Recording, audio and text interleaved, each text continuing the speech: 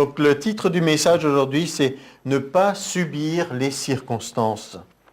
Et c'est une chose qui est importante pour chacun d'entre nous, de réaliser certaines choses que Dieu fait et aussi certaines choses qui se passent et où on se pose des questions. Pourquoi ceci? Pourquoi cela?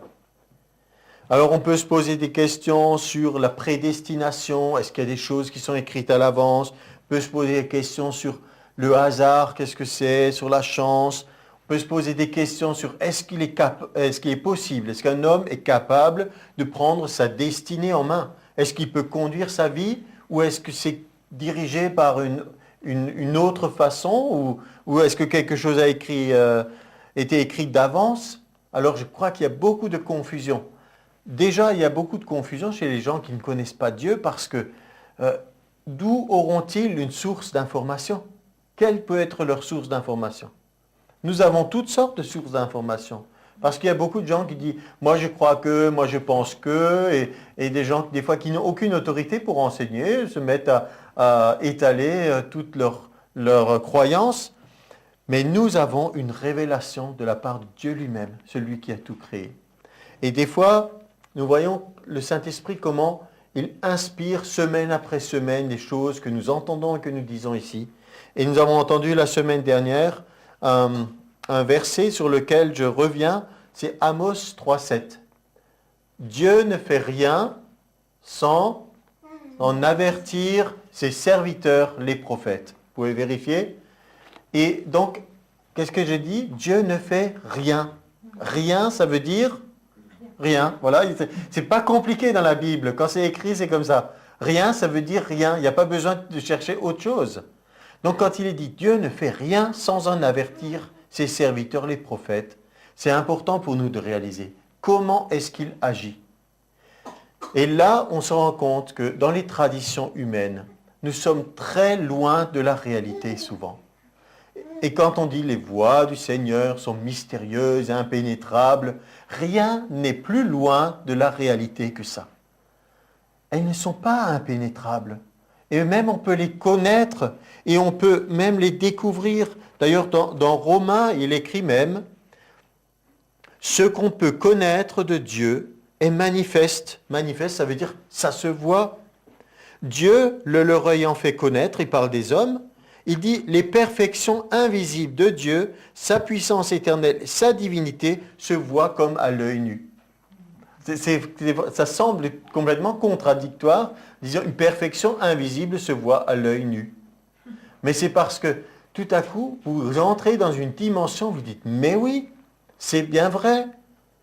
Tout ce qui existe, tout ce qui tourne, et je me rappelle de ce sketch de cet évangéliste, et il disait voilà, pour faire une horloge, il faut un horloger, pour faire une voiture, il faut un mécanicien, et puis il dit, mais le soleil, et la lune, et les planètes, et la terre, et toute cette grande horloge qui tourne, tout s'est fait tout seul.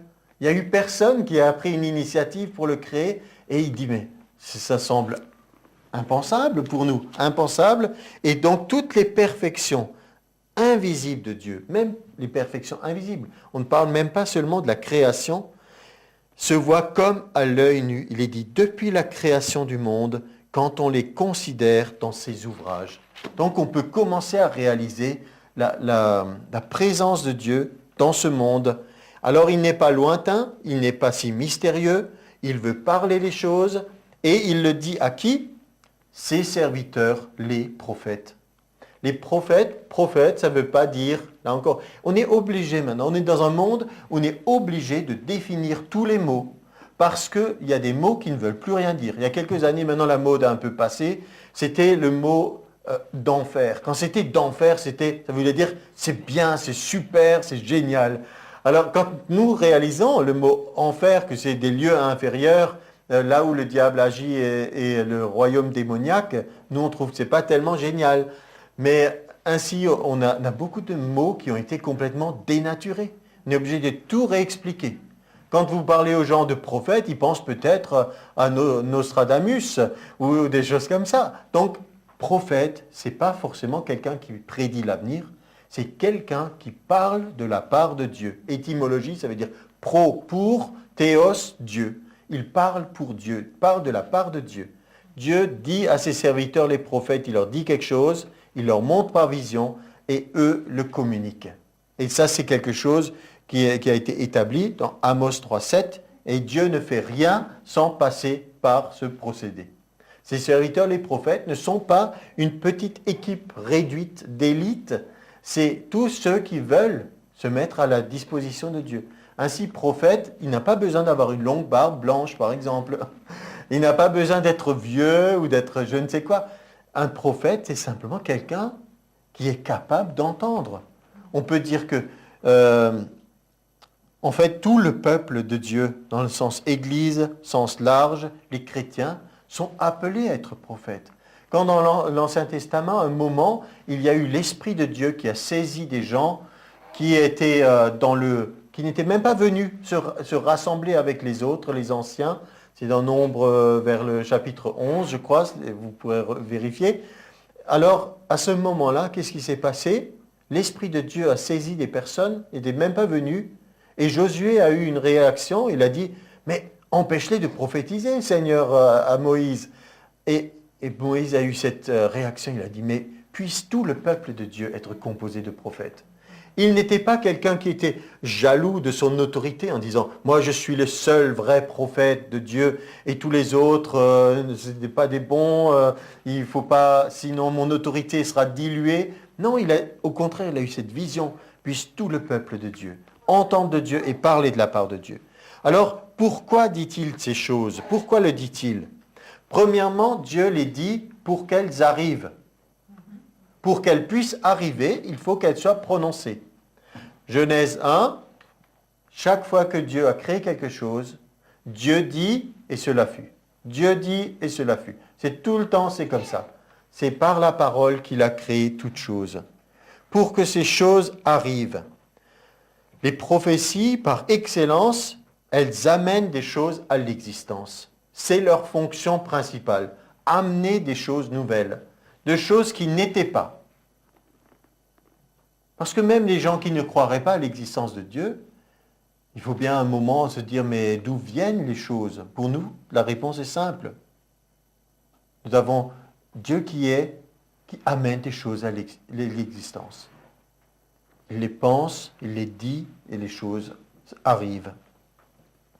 Ensuite, elles peuvent être dites pour qu'elles puissent être changées. Nous avons une illustration de ça dans la Bible, dans Ézéchias, pas dans Ézéchias, mais concernant Ézéchias, le roi Ézéchias.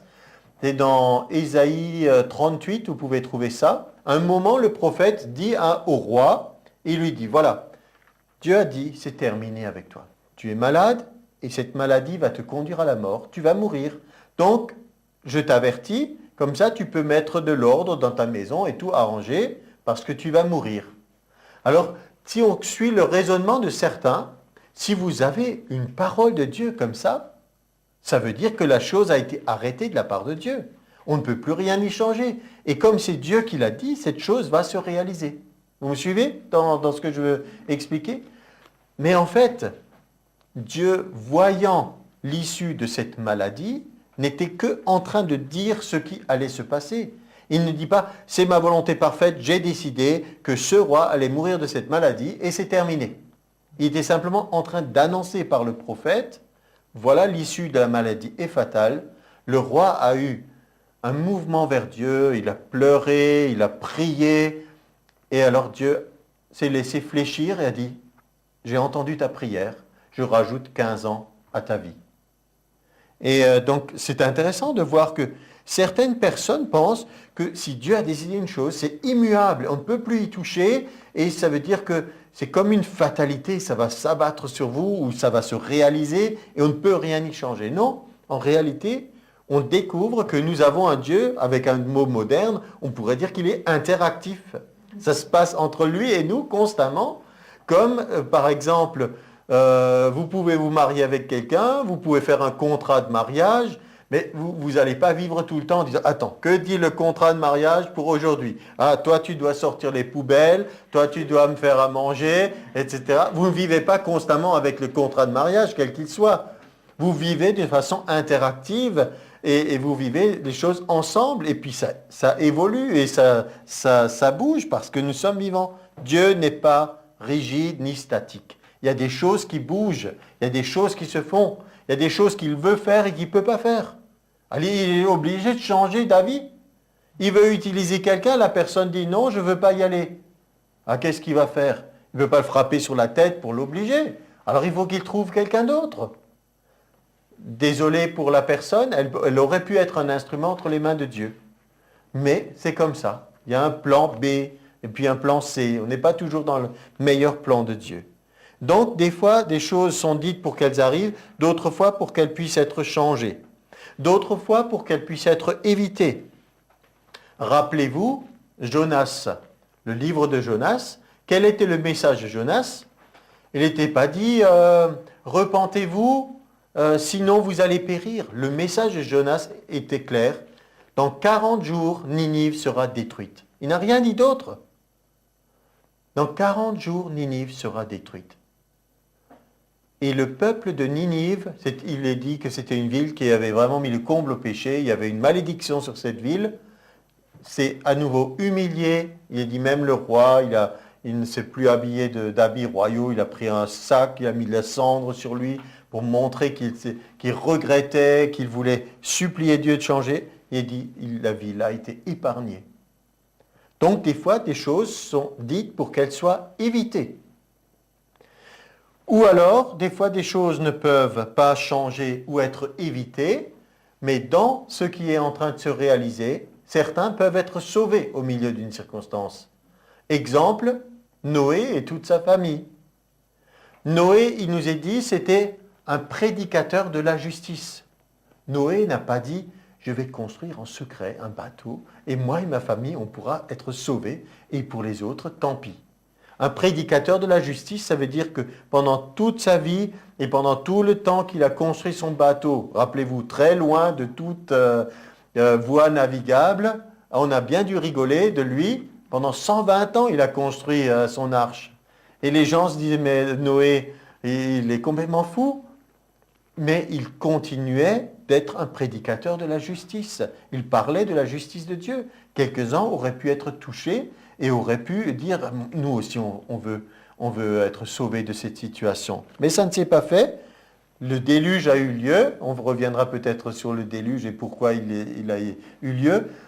Le déluge a eu lieu.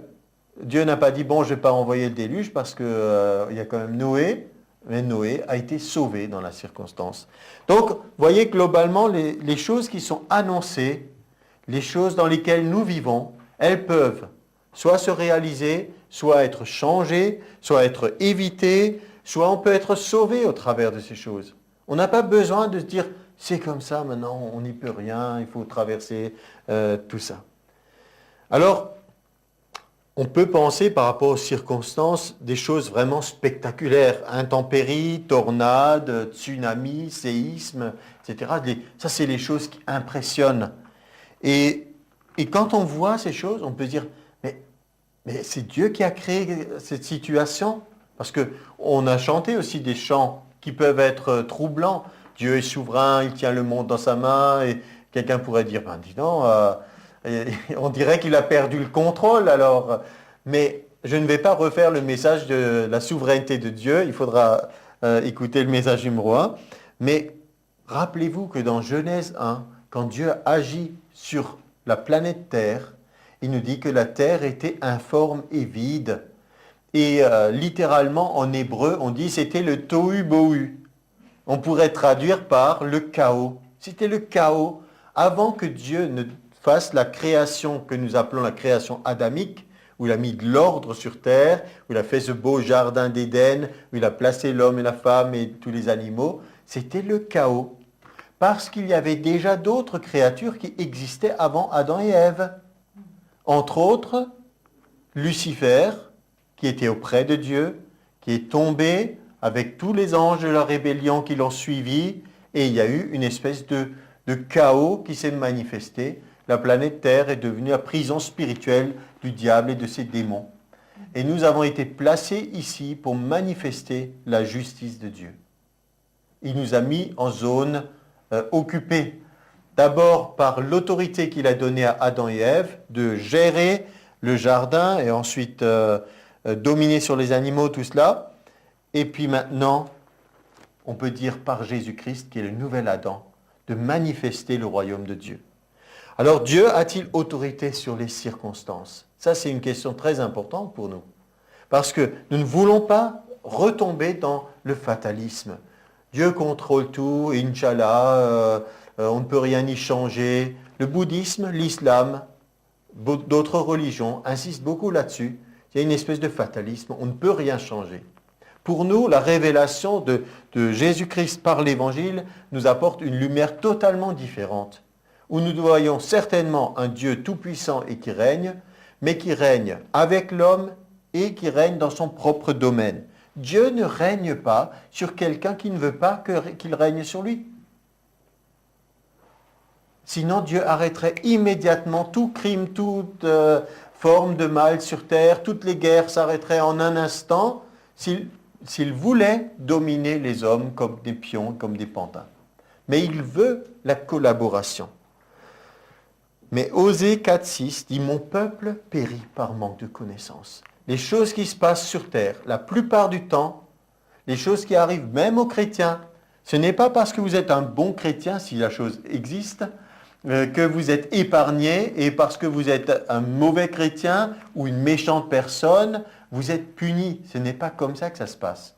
C'est quand vous comprenez certains principes qui régissent les choses sur la terre, que vous êtes dans une position où vous pouvez des fois surmonter une circonstance ou la subir. Dans l'Ancien Testament, Job n'était pas plus bête que nous, mais il y avait certaines choses qu'il n'avait pas compris parce qu'il n'avait pas de révélation. Quand Job, il y a tous ces malheurs qui sont abattus sur lui, il ne voyait pas ce qui se passait dans le monde invisible. Et il ne savait pas. Il croyait que c'était juste une relation entre lui et Dieu. Dans le sens, si je suis intègre, si je suis bien la loi de Dieu, tout ira bien pour moi. Si je fais quelque chose de travers, alors je suis puni. Et comme il croyait qu'il avait tout bien fait, il s'est dit, c'est pas normal, qu'est-ce qui m'arrive? Parce qu'il ignorait, ou du moins il ne l'a pas compris comme nous le comprenons, qu'il y a aussi un diable qui agit. Dans les assurances, dans les pays anglo-saxons, on appelle les catastrophes naturelles an act of God. Ça veut dire une action de Dieu.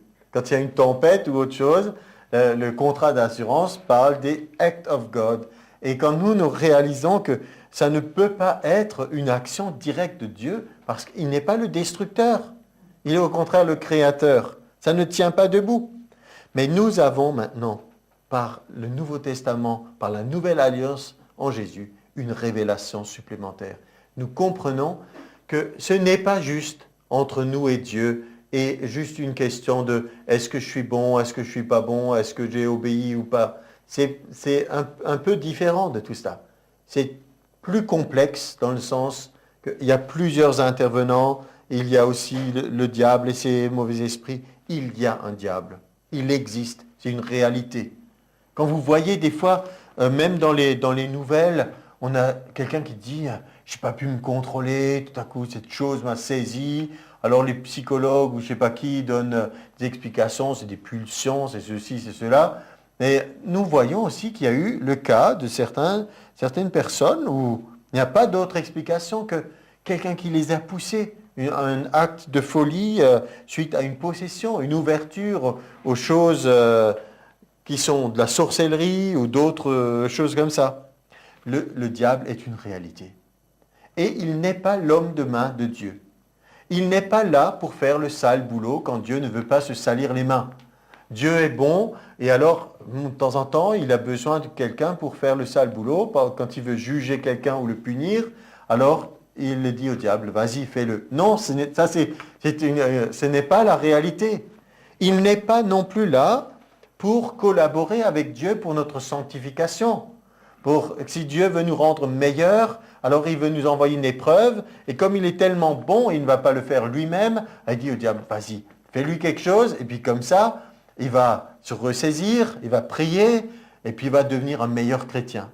Mais vous savez que beaucoup de gens enseignent ces choses, ils les croient. Mais mon peuple est détruit par manque de connaissances, parce qu'on s'accroche à ces fables, on ne comprend rien à ce qui se passe, et en même temps, on prête à Dieu des choses qui ne lui appartiennent pas. C'est pour ça que nous avons besoin de réaliser qui fait quoi sur terre, qui a l'autorité, quelle est l'autorité déléguée, quelle est notre responsabilité. Quand est-ce que c'est le diable et quand ce n'est pas lui? Parce qu'on ne peut pas lui mettre non plus tout sur le dos et fuir nos responsabilités. Donc c'est important de savoir quand agir. Le diable profite de notre ignorance ou de nos faiblesses, de notre incrédulité. Il est comme ça, il est à l'affût. La Bible nous dit, il est comme un lion rugissant, cherchant qui il dévorera. Il est à l'affût comme une bête de proie en disant, je vais pouvoir peut-être l'avoir, je cherche une faiblesse, je cherche un moment. Et donc c'est à nous de ne pas lui donner de l'accès en sachant comment ça se passe et en sachant comment réagir. L'homme s'est fait berner, il continue d'être roulé par le même adversaire et en faisant ça ou en étant cette personne qui se fait rouler, il croit pendant ce temps qu'il est le maître de sa destinée. C'est quand même tragique de réaliser ça. Combien de gens pensent diriger leur propre vie et ils prennent des mauvaises décisions parce que souvent ils ont de fausses informations. Quelqu'un qui n'a pas de bonnes informations ne peut pas prendre des bonnes décisions. C'est pour ça qu'il y a de la puissance dans les médias. C'est pour ça que les gens qui doivent prendre des décisions, que ce soit au niveau gouvernement ou dirigeants d'entreprise, il leur faut de l'information continuellement. Des statistiques, des pourcentages, des perspectives de croissance, de développement, etc. Il leur faut des tonnes d'informations. Et pendant ce temps, le chrétien, qui est amené à régner avec Jésus-Christ dans la vie, qui doit gouverner la planète Terre sous l'autorité du Seigneur, il ne reçoit pas d'informations, il se contente des choses véhiculées depuis longtemps, qu'on se répète de bouche à oreille, et qui sont des fois dénuées de fondement. Donc on a besoin que ces choses changent, que le peuple de Dieu se réveille, et qu'on ait de vraies informations basées sur la parole de Dieu, et ces choses vont nous permettre de vivre cet esprit de sagesse et de révélation, de comprendre quel est notre appel. Une des réalités qui est très importante par rapport au fait de voir qui a l'autorité sur les circonstances, c'est que nous récoltons ce que nous semons. Ça, c'est une loi immuable. Genèse 8, 22 dit, cette loi des semences, des semailles, il est dit, et des récoltes, elle ne s'arrêtera jamais. Et elle est vraie dans le naturel et elle est vraie dans le spirituel. Ce que vous semez, c'est ce que vous allez récolter. Si vous semez de la dispute, vous allez récolter des disputes. Si vous semez de l'amour, vous allez récolter de l'amour. C'est comme ça que ça se passe. Galates 6, 2, Galates 6 reprend aussi. Vous récoltez ce que vous avez semé. Dans dans Galates 6, justement, je l'ai cité, mais je voulais juste qu'on puisse y aller.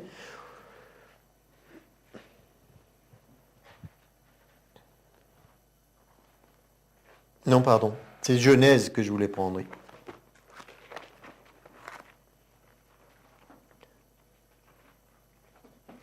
Des fois, on a besoin de revenir jusqu'à Genèse pour comprendre certaines choses qui nous arrivent.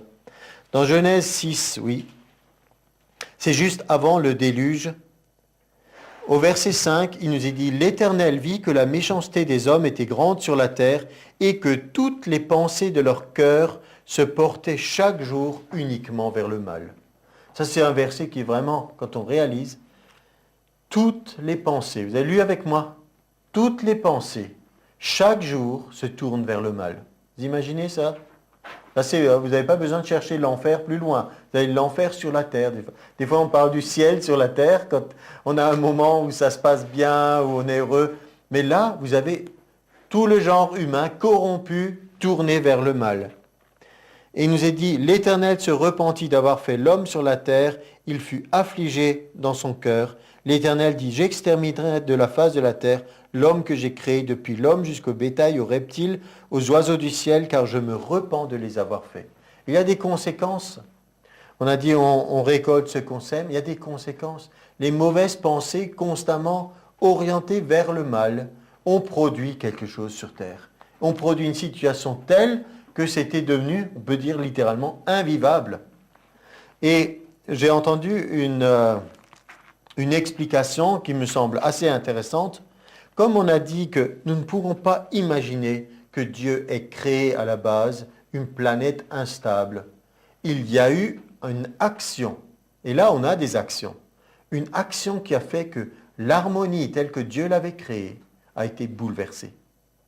Et quand il nous est dit que dans le déluge s'est produit de la façon suivante, les eaux inférieures ont rejoint les eaux supérieures. Et j'avais entendu une explication très intéressante qui parlait du firmament, il y avait comme une espèce de globe autour de la planète Terre qui entourait la Terre et qui s'était fait en partie d'eau. Et il y avait en même temps des sources inférieures, c'est-à-dire il y avait des réserves d'eau sur Terre. Et maintenant, il y a des creux, des cavernes et tout. Et comme tout a bougé énormément par les séismes, on ne sait plus comment elle était. Mais moi, je ne crois pas que Dieu ait créé à la base une terre instable où il y ait constamment des tremblements de terre, des volcans, des choses comme ça. Il y a eu quelque chose qui s'est produit, qui a mis toutes ces choses en mouvement. La Bible explique des choses très clairement, très simplement, et ça prend du sens. Tout à coup, on réalise, mais oui. Et quelqu'un dit, toutes nos pensées ont une influence. Nos pensées ont une influence, nos pensées émettent des ondes. Vous le saviez ça? Vous savez, des fois, il y a certaines choses que vous pouvez lire dans la science-fiction ne sont pas tellement éloignées de la réalité. Quand on parle de télépathes qui peuvent lire les pensées ou des choses comme ça, mais Dieu peut lire nos pensées. Ce n'est pas de la science-fiction. Il peut savoir ce qui se passe. Il y a des choses qui pourraient s'expliquer, mais qu'est-ce qui est important pour nous? C'est que nous récoltons ce que nous semons. L'homme a produit lui-même le désastre sur la planète dans laquelle nous sommes. Et non seulement on peut se dire, oh, maintenant on récolte tout ce que ces gens du temps de Noé ont fait. Mais qu'est-ce que font les gens de notre génération? On parle de la planète que nous allons léguer à nos enfants, mais on ne fait rien qui soit vraiment déterminant pour que les choses s'arrangent. On est en train de colmater quelques petites brèches, mais ce n'est rien en rapport avec ce qu'il faudrait réellement faire. Je ne suis pas en train de faire un discours sur l'écologisme, je suis juste en train de dire que c'est la réalité. On ne fait rien pour que ça s'arrête. On fonce vers le mur et on continue. Et le principe qui est important pour nous, c'est de réaliser que dans Jacques, au chapitre 3, il nous est dit « un petit feu peut embraser une grande forêt ». Maintenant, si quelqu'un, des fois on parle dans nos problèmes d'été, voilà, il y a encore tant d'hectares qui ont brûlé ici et là. Si quelqu'un jette un mégot ou si quelqu'un gratte une allumette, ça n'enflamme pas la forêt instantanément, vous êtes d'accord? Qu'est-ce que ça fait? Ça allume quelques brindilles qui vont peut-être se propager à quelques broussailles, qui vont se propager alors à un petit arbrisseau. Vous voyez ce que je veux dire? C'est que les petites choses que nous faisons, on n'a pas l'impression des fois des conséquences que ça va avoir. Mais si vous les mettez bout à bout et si vous les rassemblez de tout ce que tout le monde fait, alors vous comprenez que ça peut avoir des conséquences qu'on n'aurait jamais imaginées et qui sont résumées ici dans la Bible par un petit feu qui embrase une grande forêt. Dieu a autorité sur les circonstances, il y a des choses qu'il peut arrêter, on peut le voir dans un instant, mais en même temps, il nous faut réaliser quelle est notre part. Je vais vous lire un petit extrait d'un livre que j'apprécie beaucoup et que j'aimerais que vous puissiez tous lire parce que ça vous intéresse. Comment éviter la tragédie et vivre une vie meilleure. C'est de Charles Capps et il dit « Tenir sa langue en bride ». Prenons quelques paroles de sagesse de l'épître de Jacques. Il dit « Nous bronchons tous de plusieurs manières ». Ça veut dire on peut échouer des fois. Mais si quelqu'un ne bronche point en parole, c'est un homme parfait, capable de tenir tout son corps en bride. Si nous mettons le mors dans la bouche des chevaux pour qu'ils nous obéissent, Nous dirigeons ainsi leur corps tout entier. C'est vraiment étonnant de voir comment on peut diriger un cheval. Parce qu'un cheval, c'est comme de la force. Si vous le comparez à un homme, on se dit, pourquoi ces bêtes se laissent faire comme ça? Si elles réalisaient, elles pourraient peut-être des fois faire ce qu'elles veulent, mais c'est ainsi. Ces deux versets parlent du corps. Il est écrit que pour diriger un cheval, il suffit d'exercer un peu de pression sur sa langue. Voici une autre illustration. Même les navires qui sont si grands et que poussent des vents impétueux sont dirigés par un très petit gouvernail au gré du pilote. Là, c'est la même chose. En fait, le gouvernail semble tout petit par rapport à la taille du bateau. D'accord ? Ici, la langue est comparée au gouvernail d'un navire dont le capitaine se sert pour diriger le navire là où il veut. Si vous n'aimez pas la direction dans laquelle vont certaines choses dans votre vie, prenez le contrôle du gouvernail de votre langue. Imaginons un grand paquebot entrant dans le port, de Marseille par exemple. Tandis qu'il s'approche lentement du quai, le capitaine hurle « On va tout droit sur le quai, on va le frapper de plein fouet ». Quelqu'un pourrait lui crier « Idiot, tu n'as qu'à tourner le gouvernail ». C'est exactement ce qui arrive chez de nombreux chrétiens.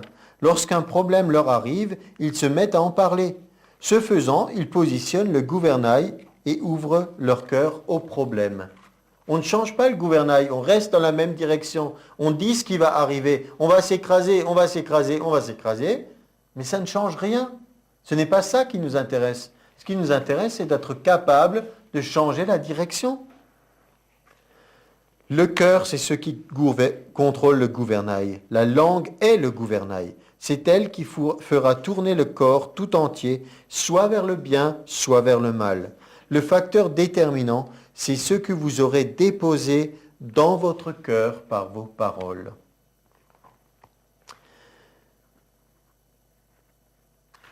Et donc il illustre aussi le petit feu et la grande forêt, mais ça on l'a déjà vu ensemble. Donc c'est important qu'on puisse réaliser cela. Là il donne une illustration, il dit par rapport au manque de contrôle de la langue, vous avez peut-être déjà entendu des gens autour de vous dire des choses insensées. Et ici, il raconte, dans une réunion, j'ai entendu un homme dire en plaisantant, « Avec ma chance, je vais probablement me faire écraser par un train de marchandises en rentrant chez moi. » Il ne s'est pas fait écraser ce jour-là. Mais il se peut qu'il continue à faire cette plaisanterie pendant des années sans que rien lui arrive, mais un matin, on lira dans le journal qu'il a été écrasé par le train de 9h23 et tout le monde dira « Pourquoi Dieu a-t-il permis cet accident? C'était un bon chrétien. » Peut-être vous me dites non, c'est pas possible, mais moi je dis que si. Moi je dis ça illustre exactement ce que nous venons de lire dans la parole de Dieu. Si quelqu'un dit constamment la même chose, qu'il commence à le croire, il va attirer ces choses. Ce n'est pas de la superstition, c'est une réalité. Je me rappelle d'un prédicateur qui avait dit qu'il avait lu dans un article de journal qu'un homme a été frappé par la foudre. Il était parti faire son jogging et il a été frappé par la foudre. Et donc, il était interpellé par ça. Il dit, mais comment ça s'est passé? Et il était sûr en lui-même qu'il y avait là quelque chose, une leçon, quelque chose d'important. Et plus tard, il a entendu de la part de gens qui connaissaient cet homme que chaque fois qu'il partait faire du jogging, il a dit, je reviens dans 1 heure à moins que la foudre ne me frappe. C'est une réalité. C'est un fait divers qui a été marqué dans le journal et c'était ce qu'il disait constamment. Et ce jour-là, la foudre l'a effectivement frappé. Alors quelqu'un peut dire, c'est un hasard. Ben, si vous croyez au hasard, vous allez avoir votre propre opinion. Mais moi, je vois qu'il y a là des choses qui illustrent toutes les lois spirituelles que nous découvrons dans la parole de Dieu. Et ce n'est pas pour effrayer quelqu'un que je dis, c'est au contraire pour que nous puissions utiliser ces lois spirituelles pour notre bien et pour bénir autour de nous, au lieu de nous attirer des malheurs. Nous avons aussi un fameux juron en alsacien où nous appelons la malédiction de Dieu sur nous pendant des années. Et après, on se demande pourquoi certains cœurs sont endurcis et qu'ils ne comprennent pas que Dieu veut les bénir. Parce qu'ils ont toujours dit « Dieu maudit-moi ». Un jeune prédicateur avait entendu un message sur l'autorité et il était enthousiaste. Et il travaillait chez un garagiste à l'époque, avec ses collègues. Il a dit, j'ai découvert que j'ai l'autorité. L'autorité du croyant, le sujet dont nous parlons actuellement. J'ai l'autorité. Et ça se passait en Oklahoma. Alors si vous avez entendu parler, souvent en Oklahoma, il y a des tornades, il y a des vents qui sont assez fameux. Il dit, maintenant j'ai découvert que j'ai l'autorité. Au nom de Jésus, il a dit, et maintenant il n'y aura plus de tornades. Et donc il s'est un peu vanté devant ses collègues. Et il paraît que c'était une des nuits les pires que l'Oklahoma ait connues en matière de tornades. Alors le lendemain, il fallait qu'il revienne voir ses collègues. Et puis bon, il a dit, alors? Et puis il a dit, bon, ok, peut-être il y a quelque chose que je n'ai pas compris, mais on y reviendra. En réalité, nous avons besoin de réaliser que si Dieu a autorité, que si nous pouvons exercer l'autorité, nous devons voir dans quel domaine et dans quel champ cette autorité peut s'appliquer. Ce n'est pas n'importe où, n'importe comment et n'importe quoi qui se passe. Vous savez, quand le monde entier a été choqué parce que les 2 tours se sont écroulées, il y a aussi des raisons pour lesquelles elles ont pu s'écrouler. Et les raisons n'étaient pas seulement des terroristes qui avaient préparé cet attentat. Les raisons, c'est que ça fait je ne sais combien d'années qu'il y a tellement de films et de romans qui expliquent aux gens tout ce qui pourrait arriver, de catastrophes. Et les gens sont remplis de ces choses. Ils disent, j'ai peur que des terroristes frappent ici et là, on a peur de prendre l'avion, on a peur de ceci, on a peur de cela. On parle sans cesse des peurs et de tout ce que le diable pourrait faire, jusqu'au moment où il peut effectivement le faire. Si on utilisait notre langue pour dire, nous connaissons les desseins du diable, mais nous refusons que ces choses aient lieu, on pourrait prier pour que Dieu intervienne, pour qu'il protège les gens. Et comme je l'ai dit, ces tours sont tombées, et dans ces tours, il y avait des méchants et des bons. Ce jour-là, il n'y a pas eu que des méchantes personnes, ils ont bien mérité que... non, c'est pas comme ça. Et on peut sourire, mais c'est vrai que c'est tragique pour ces gens-là. Mais la réalité, c'est qu'il y avait des méchants et il y avait des bons dans ces tours. Mais la réalité, c'est que certaines personnes n'étaient pas dans la tour non plus. Certains ont été avertis par Dieu. C'est aussi une façon où on peut entendre la voix de l'Esprit en disant, tu ne pourras pas arrêter par ta prière l'avion qui va s'écraser. Mais tu peux faire en sorte que ce jour-là, tu ne sois pas à l'endroit où ça se passe. Et ça, c'est aussi une autre façon dont Dieu peut intervenir. Des fois, il y a des choses qu'on ne peut pas arrêter. Si des milliers de gens appellent une chose à l'existence, ce n'est pas des fois une simple petite prière qui peut tout stopper. Et je voudrais aussi passer à cette partie où on veut parler un petit peu des limites de notre champ d'action. Il y a une limite dans notre champ d'action, c'est la volonté humaine. Vous pouvez prier, vous pouvez faire tout ce que vous voulez. Si vous êtes face à une volonté humaine, elle sera respectée. Elle sera respectée par Dieu. Vous comprenez ? Vous ne pouvez pas prier qu'une personne commence à vous aimer. Comme ça serait faire de la magie, vous savez, comme dans les filtres d'amour, où quelqu'un voudrait que l'autre soit amoureux, alors il y a une sorcière qui lui donne un petit filtre, et puis il mange ou boit, et puis il tombe amoureux. Ça n'existe pas. Et dans le catalogue des promesses de Dieu, vous n'avez pas ça. Vous ne pouvez pas exercer votre influence. Ça ne marche pas dans ce sens, et ça ne marche pas dans d'autres sens non plus. Il y a des choses que vous ne pouvez pas faire. Vous ne pouvez pas agir. Votre autorité spirituelle se limitera à la volonté de l'autre personne. Et Dieu va respecter cette volonté. C'est quelque chose qu'il nous a donné, le libre arbitre, le choix, et c'est sacré. Par contre, ce que vous pouvez faire, vous pouvez agir contre l'activité démoniaque. Si vous sentez qu'il y a quelqu'un qui est derrière cette personne pour pousser la personne à vous faire du mal, à ce moment-là, vous ne pouvez pas agir contre la personne, mais contre ce qui est à l'œuvre. Et là, Jésus nous a donné une parole, il a dit, tout pouvoir et autorité m'a été donné dans le ciel et sur la terre. Il a dit, je vous donne autorité sur les démons. Et sur toute la puissance des ténèbres, rien ne pourra vous nuire. C'est dans Luc 10, 17 et suivant. Il faut que vous reconnaissiez votre champ. Qu'est-ce qui vous appartient? Quelle est la part que Dieu vous a donnée? Vous ne pouvez pas toujours prier pour le monde entier, mais la part que Dieu vous a donnée, votre champ. Et quand vous avez reconnu votre champ, battez-vous pour votre champ, pour ce que Dieu vous a confié. On ne va pas regarder le détail, mais j'aime le héros de la foi, Shamma, il s'appelait.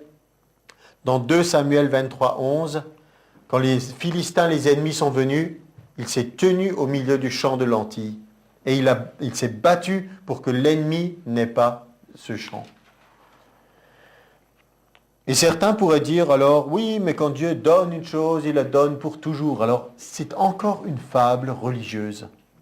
Parce que Apocalypse 3, verset 11 dit, retiens ce que tu as, tiens ferme ce que tu as, pour que personne ne prenne ta couronne. La couronne, elle est donnée par qui? Elle est donnée par Dieu. Si on suivait le raisonnement de certains, puisque Dieu l'a donné, personne ne peut le reprendre.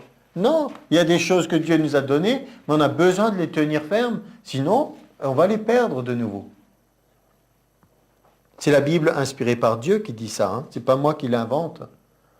Donc, il y a des choses que vous pouvez faire. Les limites de notre champ d'action, c'est bien plus loin que vous ne pensez. Quand je dis limite, ce n'est pas pour vous limiter, c'est pour que vous les reconnaissiez. Mais vous pouvez étendre les limites. Par exemple, si vous voulez traverser une étendue d'eau, bon, vous pouvez nager éventuellement, mais les disciples dans la barque, ils étaient en train de traverser, et voilà que Jésus marche sur l'eau. Et vous savez qu'à un moment donné, Pierre a dit, « Seigneur, si c'est toi, ordonne que je vienne vers toi. » Et il a dit, « Viens. » Et Pierre est sorti de la barque, il a marché sur l'eau. Après, tout le monde se rappelle qu'il a eu peur, et puis il a commencé à couler, le Seigneur l'a saisi par la main. Mais au moins, il a marché pendant un temps. Il a étendu ses limites. Il a été plus loin qu'aucun autre homme, à part Jésus, n'a été. Il n'y a que 2 personnes dans la Bible qui ont marché sur l'eau, Jésus et Pierre. Après, il y a eu d'autres qui ont pu faire des miracles, mais à ce moment-là, moi je dis aussi, étendez votre limite, voyez votre champ d'action. Vous pouvez marcher sur le miraculeux de Dieu. Et sortez de votre barque et rencontrez le Seigneur là où votre appel est. Ensuite, nous avons parlé souvent aujourd'hui des éléments. Il y a une espèce de fascination pour ces éléments. Vous ne trouvez pas qu'à la fois, il y a des choses qui sont effrayantes et en même temps, on peut être fasciné par les flots de la mer, toute cette masse d'eau, cette force, ces vagues ou un vent qui souffle très fort, ou des choses comme ça.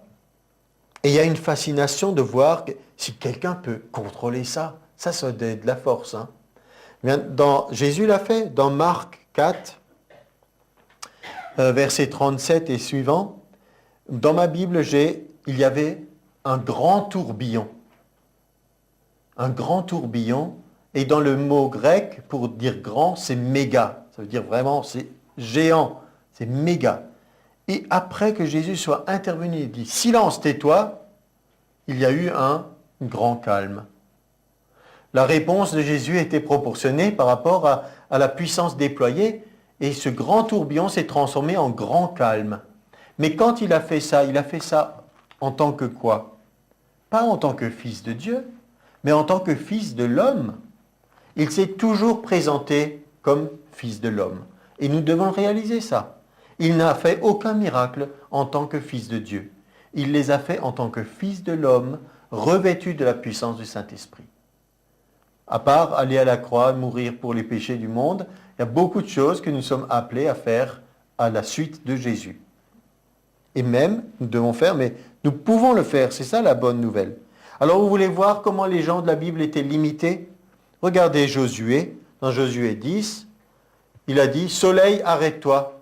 Lune, arrête-toi. » Imaginez, un homme a commandé au soleil et à la lune de s'arrêter. Bon, ceux qui ne croient pas à la Bible, ils ne le croiront pas, mais nous le croyons parce que c'est écrit. Et j'ai entendu qu'il y a des scientifiques qui ont, je ne sais pas comment ils ont fait pour mesurer ça, mais il y a une différence dans l'horloge astronomique de 1 jour. Et la Bible dit qu'il y a un jour, celui de Josué, qui s'est prolongé. 1 jour, mais il manque quelques minutes.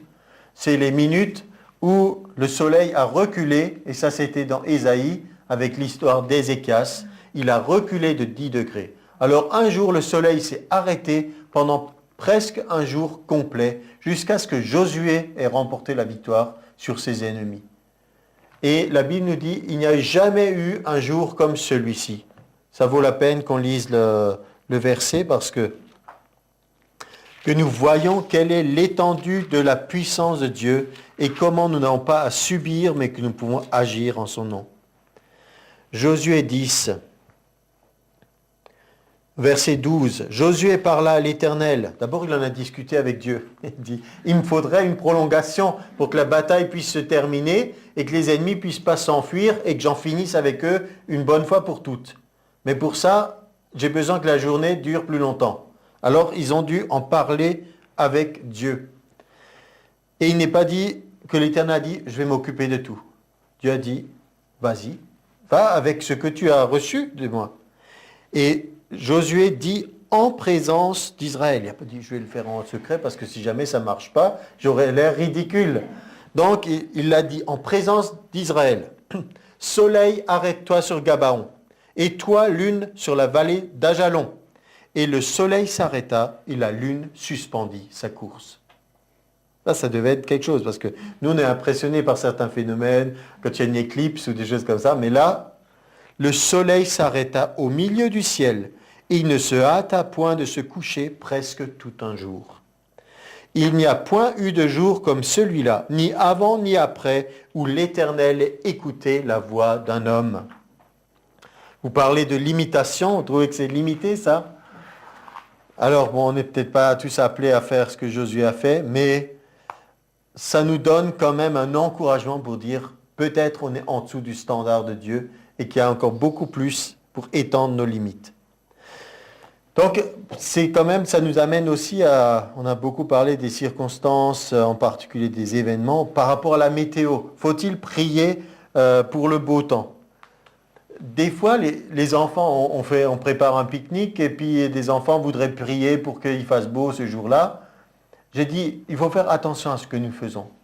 Si on veut juste les faire prier sur une base de sentimentalisme, parce que ça serait sympathique et qu'on ait le pique-nique, et que Dieu ne répond pas à leurs prières, ils seront déçus et confus. Ils disent, mais j'ai prié, Dieu n'a pas répondu. Il vaut mieux d'une façon intelligente des fois chercher, parce que si je prévois un pique-nique en décembre, ici il y a peu de chances qu'on ait du beau temps de pouvoir s'asseoir dans l'herbe. Donc il faut aussi un peu réfléchir des fois à certaines choses, mais il est vrai que Dieu peut faire des choses extraordinaires dans certains domaines. Mais moi, je voudrais aussi leur apprendre à prendre les bonnes décisions conduites par l'Esprit, et pas juste sur un coup de « Ah, j'ai envie qu'il fasse beau ». Donc, attention à les prières par rapport à la météo, pour ne pas finir confus et déçus. Ça sera tout simplement parce qu'on n'a pas compris quelque chose que Dieu veut faire. Et une fois, rappelons-nous encore quelles sont les limites de notre champ d'action. Quelle est la limite que Jésus lui-même a indiquée ? C'est dans Marc 9, 29. « Il te sera fait selon ta foi ». Ça, c'est la limite. Et pour terminer, je voudrais juste encore parcourir certaines choses où vous pouvez vraiment être encouragé dans la foi. Vous n'avez pas besoin de subir. Réalisez cela. Vous n'avez pas besoin de subir, ni de devenir une victime, ni d'échouer dans certains domaines. Dieu n'a pas prévu ça. Cherchez vos promesses pour la maladie et la bonne santé.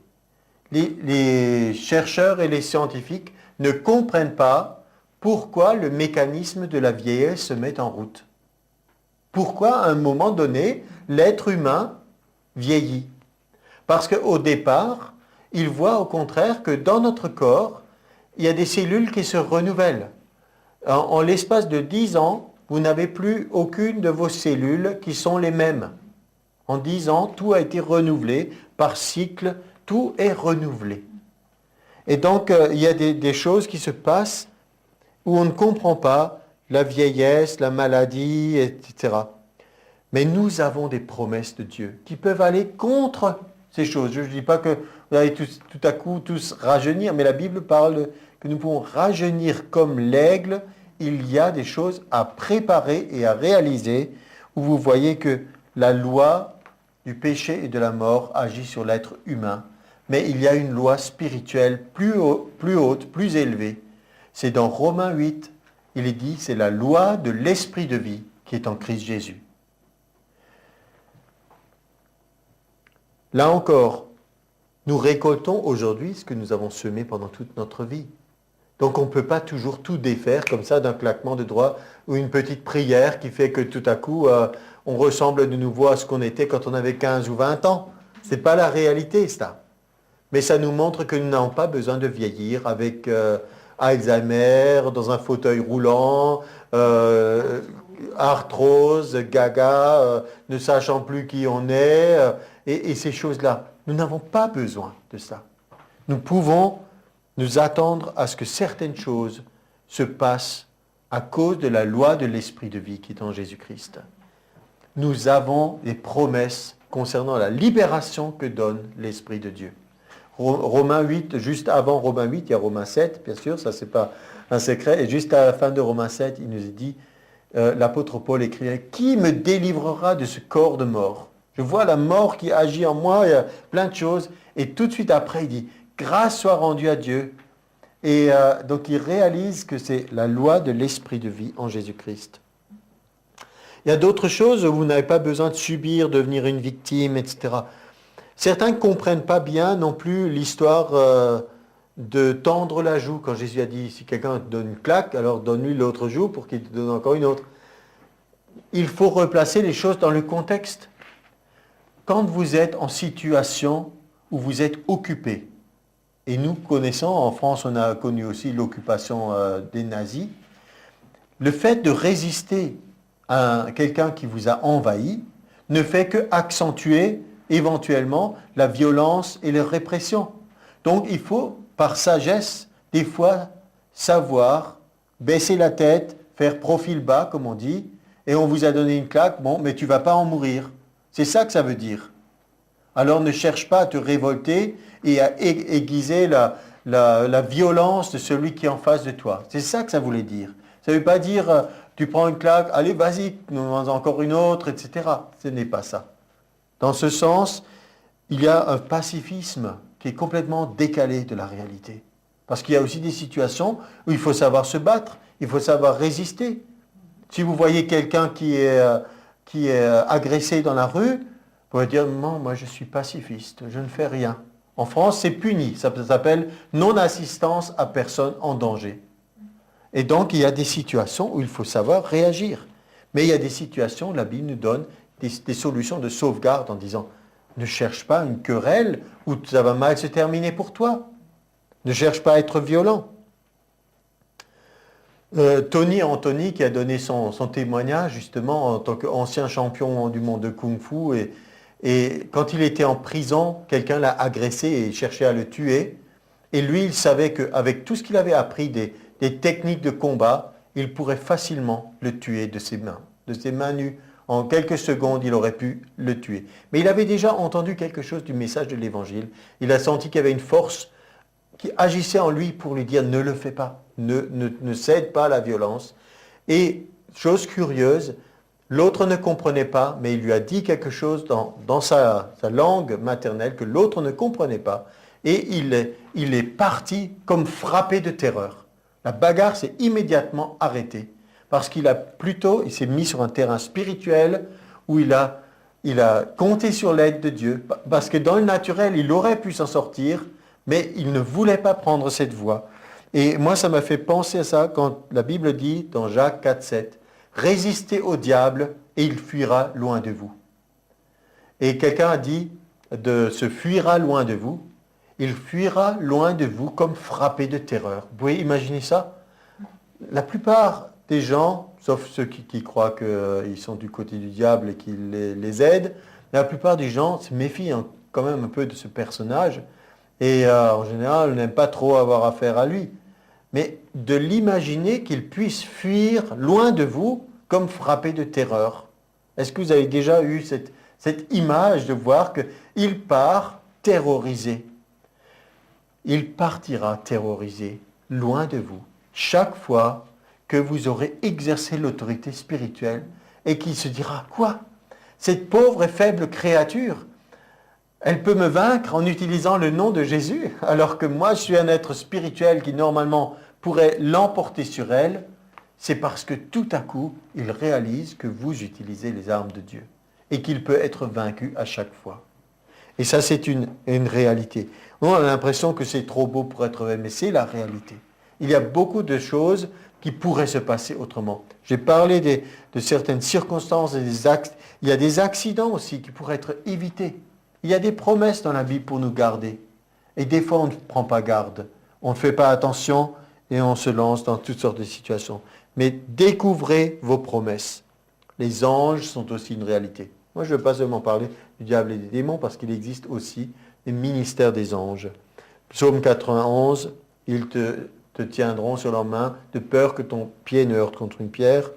Les anges pour la protection, vous pouvez regarder dans 2 Rois 6, 16, le siège de Samarie. Le prophète et son serviteur qui risquent d'être attrapés et tués, mais le prophète voyait qu'il y avait des anges qui étaient envoyés par Dieu. On a entendu beaucoup des histoires de missionnaires, des fois. Ils étaient dans leur hutte ou dans leur case ou je ne sais où. Des gens très mal intentionnés commençaient à serrer leur habitation de près. Eux, ils dormaient tranquillement. Puis après, ils entendaient, mais on n'a rien pu faire. Il y avait des gens qui montaient la garde et des choses comme ça. Alors, c'est une réalité spirituelle aussi. Dieu voudrait nous donner sa faveur. Il y a la faveur de Dieu, mais il y a aussi des temps de préparation. Le psaume 1 dit « Heureux l'homme », tout le monde veut être heureux, hein, qui ne marche pas selon le conseil des méchants, qui ne s'arrête pas sur la voie des pécheurs, qui ne s'assied pas en compagnie des moqueurs, mais qui trouve son plaisir dans la loi de l'Éternel. Pas qui marmonne parce qu'il faut lire sa Bible, mais il se réjouit, il se dit « Chouette, c'est vraiment intéressant ce livre, je trouve des tas de choses que je peux faire et que je peux expérimenter. » Alors qu'est-ce qu'il est? Comme un arbre planté près d'un courant d'eau. Il donne son fruit en sa saison. Le feuillage ne se flétrit point. Encore un des versets anti-vieillissement. Tout ce qu'il fait lui réussit. Il n'en est pas ainsi des méchants. Ils sont comme la paille que le vent dissipe. C'est pourquoi les méchants ne résistent pas au jour du jugement, ni les pécheurs dans l'assemblée des justes. Car l'Éternel connaît la voie des justes et la voie des pécheurs mène à la ruine. Mais au verset 3, on a vu tout ce qu'il fait lui réussit. Ça semble aussi quelque chose qui est vraiment inaccessible, mais pourtant c'est la volonté de Dieu à notre égard.